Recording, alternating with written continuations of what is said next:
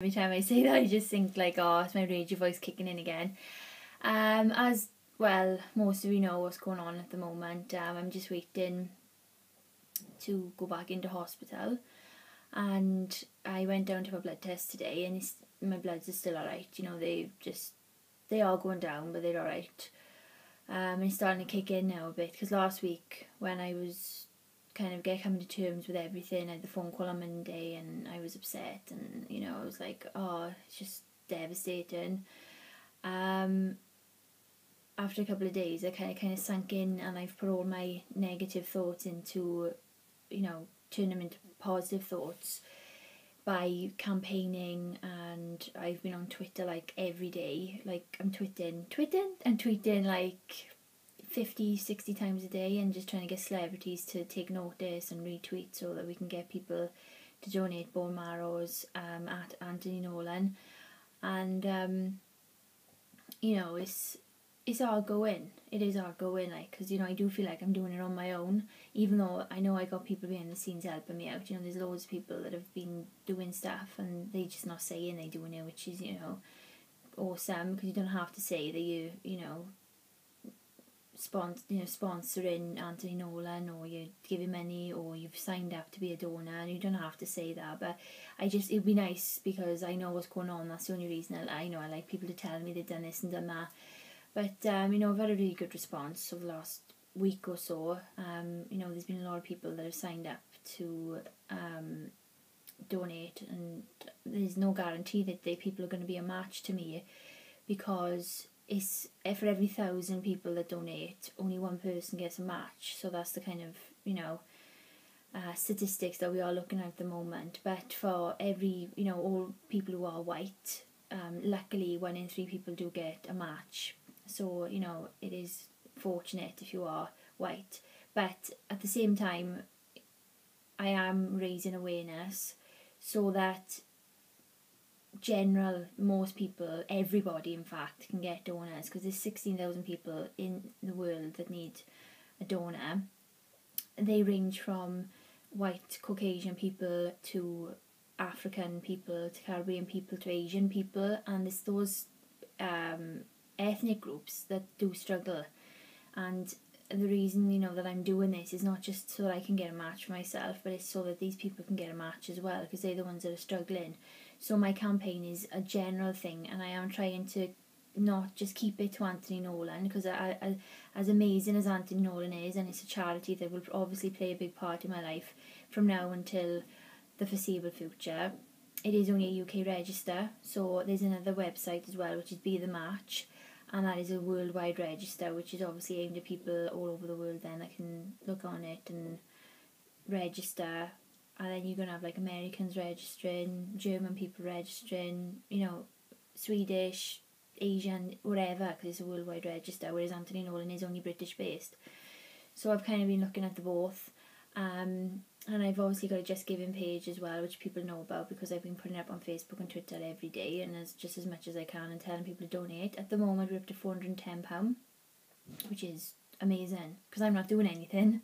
That's just money that people have kindly donated, which I can pass on to Anthony Nolan. But the target is £1,000, so we still need people donating. And if people don't know the web address, they should, but it is www.justgiving.com/Laura, with that little line thing, James 4. But if you don't remember me saying that, then just go onto Facebook or Twitter, because it's there all the time, and either me or Ben has put it up on there anyway, so you will see it. With myself, you know, I'm okay. I'm having down days, I'm having up days, I'm having in between days. I hate it that I'm kind of in limbo at the moment, waiting to go in, start chemo, and start all over again, and be ill. Be you know, have no immune system, and be just under isolation. So that side of things is kind of getting to me now a bit, because I'm starting to think about it, because I'm coming closer to going into hospital. At the moment it is looking at probably 2 weeks time. The reason that I haven't got a date yet set in stone of when I will be going back to TCT in Cardiff to have my treatment is because not a lot of people are aware of this, although I did mention it briefly on my last video. due to my age. Obviously I am going to want to have children when I'm a little bit older. When I have radiation therapy, there is a high chance, if not a definite, that I will become infertile, and it would be a case of me either adopting children or fostering, because I won't be able to have my own children. So at the moment, and I am really, really praying, and I need you all to think of me in your prayers, especially this particular topic, because I am a woman and I do want to have children. However much pain and stress I have to go through to have a child, it's still something that I want. I want to be a mother. The Heath have kindly accepted me to have IVF treatment, which is brilliant, because apparently there's a 5 to 6 year waiting list to have IVF treatment. So if you are a female who can't conceive, you are waiting a long time to go through the treatment, or you pay privately, which is a heck of a lot of money. But fortunately for me, in the circumstances that I'm in, my doctor rang them last week and they said, yeah, she can come down and speak to us and we'll go through everything. At that point last week, when I was talking to my doctor about it, he didn't really know anything about what would go on, because he doesn't obviously specialise in that particular area.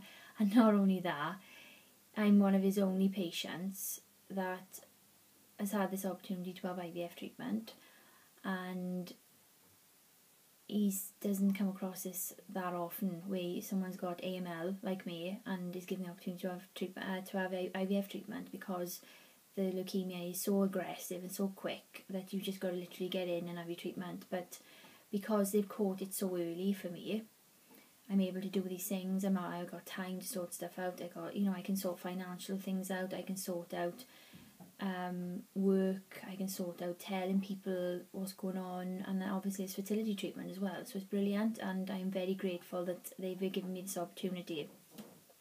Anyway, cut a long story short, so I went down to the IVF clinic last week, and I had a scan, and they gave me a hormone injection, which is the start of the treatment.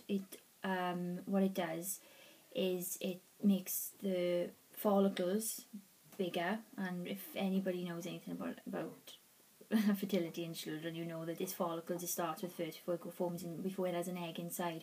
So the hormone injection is going to stop. It's not going to stop. It's going to make them bigger. As you can see, I don't really know that much about it, because I didn't think in my wildest dreams that I'd ever have to go through IVF treatment. So I don't really know that much about it. I've been given a booklet which is about 10 pages long. I've had a quick look through it, and I've kind of just picked up on the information that I need to know about.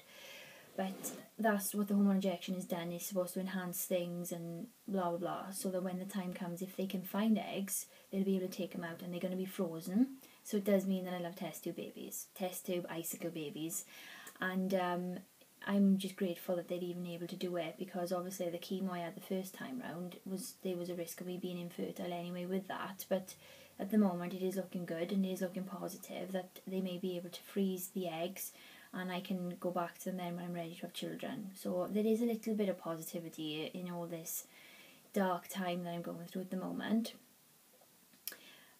So that is what will be happening on Friday. I'll be going down to hospital, and I will be seeing the IVF nurses, and they'll be going through more further information with me.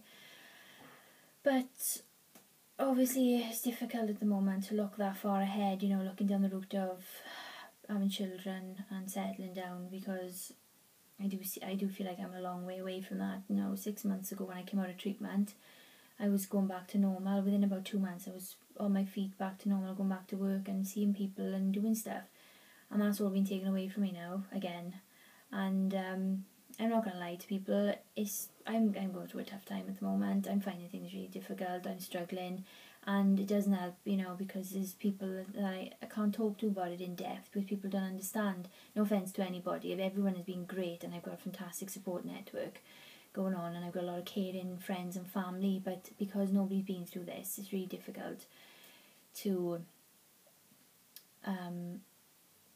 kind of go down the route of talking to people about it, because people understand. So that's why next week now, hopefully, I'm going to speak to my doctor about seeing someone that's already had a bone marrow transplant and talking to them about their experiences and finding out, how it all is.